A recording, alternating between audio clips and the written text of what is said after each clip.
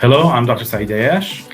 And I am Dr. Tariq Al-Shaiji, and we are pleased to be joining you at this year's International Continence Society annual meeting. Our workshop is titled Avoiding Overtreatment in Functional Urology, Recognizing When Less is More. So in functional urology, escalation of treatment is often a natural progression. When one option fails, we move on to the next, and in many cases, that is entirely appropriate. However, not all patients benefit from continued escalation, and actually in some cases it may lead to limited benefit or sometimes unnecessary risk.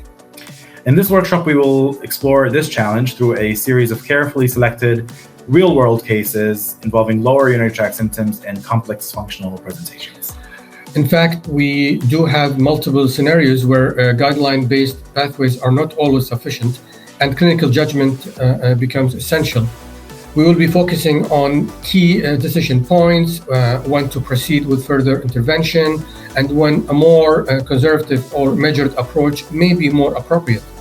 The session will be interactive, incorporating audience polling and structured discussions.